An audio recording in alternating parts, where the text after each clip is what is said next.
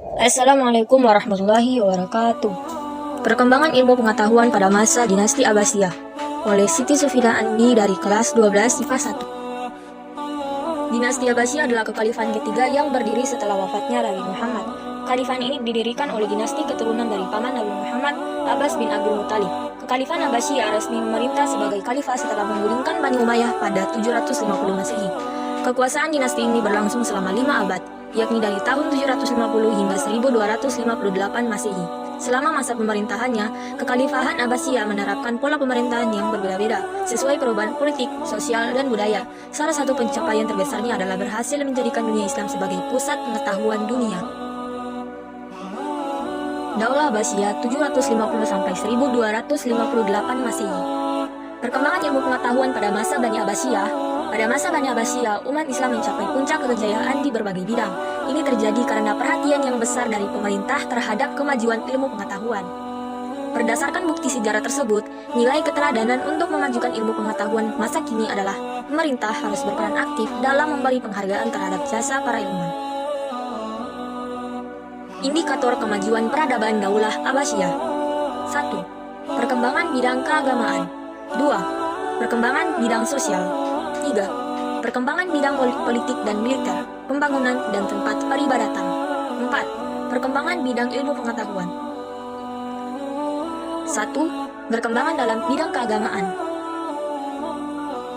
Di bidang ilmu-ilmu agama, era Daulah Abbasiyah mencatat dimulainya sistematisasi beberapa cabang keilmuan seperti tafsir, hadis, dan fikih, khususnya sejak tahun 143 Hijriah. Para ulama mulai menyusun buku dalam bentuk sistematis baik di bidang ilmu tafsir, hadis, maupun fikih. Tafsir. Pada masa ini, ilmu tafsir menjadi ilmu mandiri yang terpisah dari ilmu hadis. Buku tafsir lengkap dari Al-Fatihah sampai Al-Annas juga mulai disusun. Pertama kali yang melakukan penyusunan tafsir lengkap adalah Yahya bin Ziyad Al-Tami atau yang lebih dikenal dengan sebutan Al-Fari. Fikih. Ilmu fikih pada zaman ini juga mencatat sejarah penting, di mana para tokoh yang disebut sebagai 4 imam mazhab fikih hidup pada era tersebut, yaitu Abu Hanifah 150 Hijriah, Malik bin Anas 179 Hijriah, Imam Asy-Syafi'i 204 Hijriah, dan Ahmad bin Hanbal 241 Hijriah. Hadis. Ilmu hadis juga mengalami masa penting, khususnya terkait dengan sejarah penulisan hadis-hadis Nabi yang memunculkan tokoh-tokoh yang telah disebutkan di atas seperti Ibnu Juraji, Malik bin Anas, juga Al-Rabi bin Sabih 160 Hijriah dan Ibnu Al-Mubarak 181 Hijriah. Selanjutnya, pada awal-awal abad ketiga munculnya kecenderungan baru penulisan hadis Nabi dalam bentuk musnad. Di antara tokoh yang menulis musnad antara lain adalah Ahmad bin Hanbal, Ubaidillah bin Musa al-Abashi al-Kufi, Musaddad bin Musarahat al-Basri, Asad bin Musa al-Amawi, Nuaim bin Hamad al-Khuzai. Perkembangan dalam bidang sosial budaya.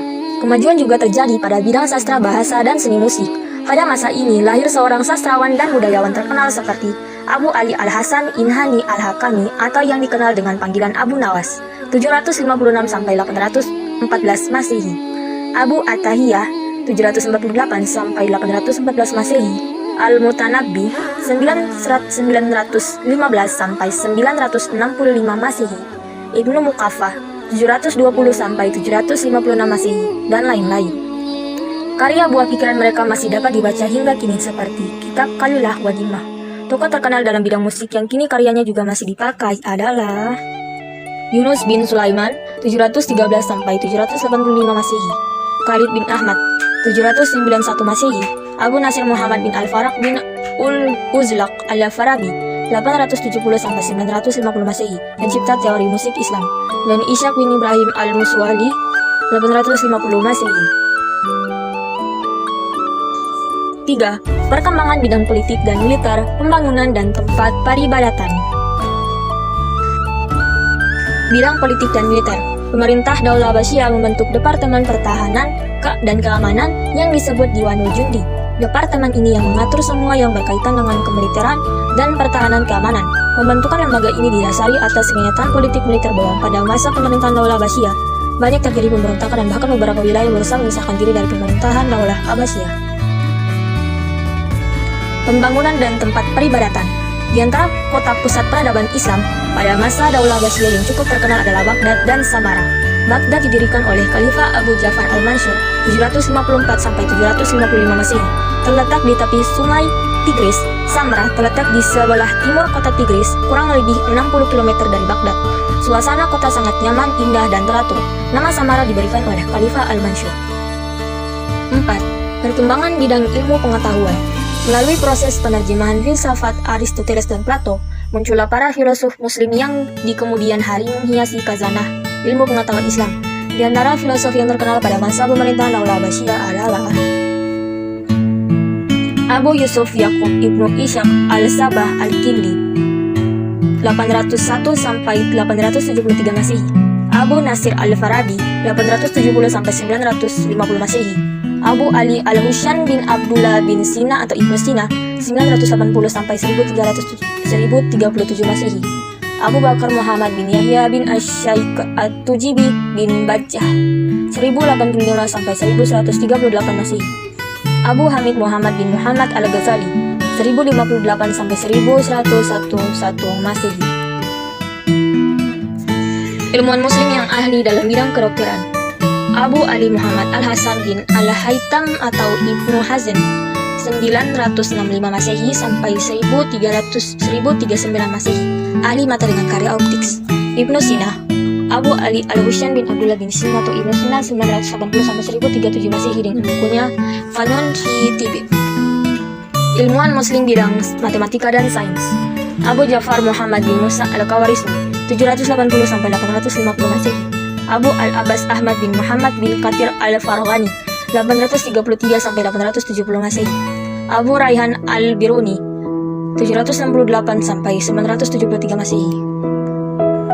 Ilmuwan muslim bidang sejarah. Muhammad bin Ishaq Yasar 704 sampai 768 Masehi, Abu Muhammad Abdul Malik bin Ayub Al-Himyari Al-Muwafiri Al-Basri atau Ibnu Hisham 834 Masehi, Abdullah bin Muslim bin Umar Al-Waqidi 747 sampai 823 Masehi, Abdullah bin Muslim Qutaibah Al-Dainuri Al-Marwazi atau Ibnu Qutaibah 828 sampai 889 Masehi, Abu Ja'fari Muhammad bin Jarir Yazid bin Kasir bin Ghalib Al-Amali At-Tabari atau At-Tabari 838 sampai 1923 Masehi. Ilmuwan Islam bidang bumi atau geografi. Ahmad bin Abi Yaqub Ishaq bin Ja'far bin Wahab bin Wadi atau Al-Yaqubi 897 Masehi, Abdul Qasim Ubaidullah bin Qurzazibi atau Ibnu Qarzabah 820 sampai 912 Masehi, Abu Al-Mundir Hisham bin Muhammad bin Al-Sa'id bin Bish Al-Kalbi atau Hisham Al-Kalbi 737 sampai 819 Masehi. Mungkin itu saja yang bisa saya sampaikan. Kurang lebihnya mohon maaf. Wassalamualaikum warahmatullahi wabarakatuh.